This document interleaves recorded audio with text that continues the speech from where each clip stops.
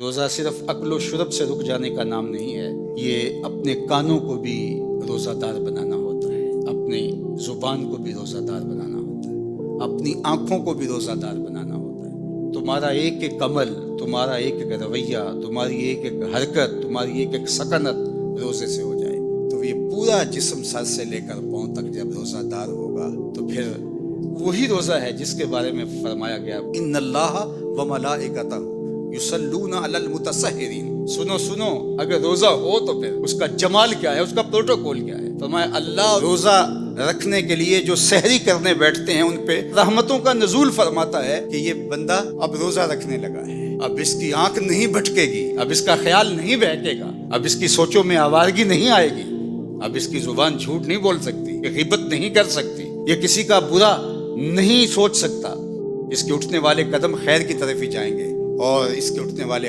ظلم جبر اور جور سے باز رہیں گے۔ اب یہ اپنے آپ کو روزے کے حصار میں لے کے آ رہا ہے اور تقوی کے نور سے مالا مال ہو رہا ہے، تو اللہ خود بھی اور فرشتوں کو بھی حکم دیتا ہے میرا بندہ سحری کرنے بیٹھا ہے تم اس کے اوپر رحمت نچاور کرو۔ کیا لمحے ہوتے ہیں جب اللہ رحمت بندوں کے اوپر نچاور کر رہا ہوتا ہے، لیکن جس نے روزہ صرف بھوک اور پیاس کا ہی رکھا، روزے کی مقصدیت کو ہی نہ سمجھا، تو اللہ کے محبوب کا فرمان سن لیجئے۔ ایک تو یہ ہے ان اللہ و ملائکتہ یصلون علی المتسحرین، اور دوسرا فرمایا من لم یدع قول الزور والعمل بہ فلیس للہ حاجۃ فی ان یدع طعامہ و شرابہ۔ جس نے جھوٹ اور برے کام نہیں چھوڑے اس کے بھوکا اور پیاسا رہنے کو اللہ کو کوئی ضرورت نہیں ہے، وہ بھوک کاٹے پیاس کاٹے اللہ کو اس کی کوئی ضرورت نہیں ہے، چونکہ یہ خوراک بچاؤ مہم تو ہے ہی نہیں، وہ تو مومن کے رزق میں اضافہ کر دیتا ہے، وہ چاہتا ہے کہ تم پھر روزے سے ہو۔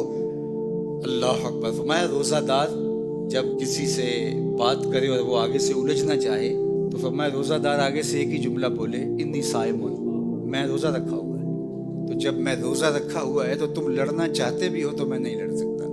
اللہ اکبر۔ یہ ذات کی لڑائی ہے، یعنی اپنی ذات کے لیے میں نہیں لڑ سکتا، اور اللہ کے لیے اگر تلوار اٹھانے کی بات تو پھر بدر والوں کو دیکھ لو، حالت روزہ کے اندر بھی اللہ کے دین کے پرچم کو کیسے اونچا کرتے ہیں۔ تو تقویٰ کیا ہے؟ تقویٰ اپنے آپ کو ان گناہوں سے بچانا ہے جو اللہ جل شانہ کی ناراضگی کا سبب و ذریعہ ہوتے ہیں۔ سورہ طلاق میں ارشاد فرمایا وَمَن يَتَّقِ اللَّهَ يَجْعَل لَّهُ مِنْ أَمْرِهِ يُسْرًا، جو تقویٰ اختیار کرتا ہے پھر اللہ جل شانہ اس کے کام آسان فرما دیتا، زندگی سوکھی ہو جاتی ہے، اس سے ڈرنے والا پھر کسی اور سے نہیں ڈرتا، اس کی فرما برداری کرنے والا آسودگی میں زندگی بسر کرتا ہے۔ پھر ارشاد فرمایا یا ایھا الذین آمنوا ان تتقوا اللہ، اے ایمان والو اگر تم اللہ سے ڈرنے لگ جاؤ گے، تقوی اختیار کرنے لگ جاؤ گے تو پھر کیا ہوگا؟ یجعل لکم فرقانا، وہ تمہیں فرقان عطا کر۔ فرقان کیا ہے؟ حق و باطل میں تمیز کرنے کی صلاحیت نصیب ہو جانا، اچھائی برائی میں نکھیڑا کرنے کی صلاحیت کا مل جانا۔ کئی لوگوں کو ساری زندگی معرفت ہی نہیں ہو پاتی کہ اچھائی کیا ہے اور برائی کیا ہے۔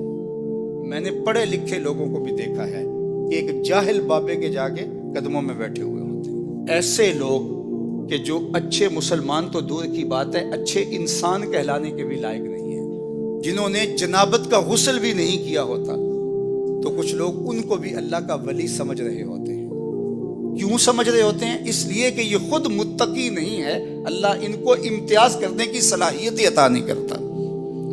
تو فرمایا کہ اگر کوئی تقوی کے نور سے مالا مال ہو جاتا ہے اللہ اس کو فرقان عطا کرتا ہے، اور یہ بہت بڑی دولت اللہ کسی بندے کو عطا فرمائی، اور وہ کیا ہے؟ حق اور باطل میں تمیز کی صلاحیت، خیر اور شر میں امتیاز کی صلاحیت۔ یہ اللہ اس شخص کو عطا فرماتا ہے جو اتقاء کے نور سے مالا مال ہوتا ہے۔ وَيُكَفِّرْ عَنْكُمْ سَيِّئَاتِكُمْ، اللہ تقوی کی برکت سے تمہارے سارے گناہوں کو معاف بھی فرما دیتا ہے، تمہیں ستھرائیاں دے دیتا ہے۔ وَيَغْفِرْ لَكُمْ، اور اللہ تمہیں معاف بھی فرما دیتا ہے اور تمہیں غفران و رحمت کے پردوں میں بھی ڈھانپ لیتا ہے۔ وَمَن يَتَّقِ اللَّهَ يَجْعَل لَّهُ مَخْرَجًا، جو اللہ سے ڈرنے لگ جاتا ہے، تقوی اختیار کرنے لگ جاتا ہے، اللہ اس کے لیے مخرج پیدا کر دیتا ہے۔ کچھ لوگ مصیبت میں پھنستے ہیں پھر ساری زندگی اس سے نکل ہی نہیں پاتے۔ اللہ فرماتا ہے جو تقوی اختیار کرتا ہے مشکلوں سے نکلنے کا اسے ہم راستہ عطا فرماتے ہیں۔ بڑی سے بڑی مصیبت سے بھی وہ آسانی سے نکل جاتا ہے. اس کے لیے ہم یہ کرم نوازی اور یہ رحمت اور یہ مدد اور یہ نصرت فرمائی ہے. وَيَرْزُقْهُ مِنْ حَيْثُ لَا يَحْتَسِبُ، اور اللہ اس کو وہاں سے رزق دیتا ہے جہاں سے گمان بھی نہیں ہوتا، اسے تصور بھی نہیں ہوتا کہ یوں بھی وہ رزق کے دروازے کھول سکتا ہے.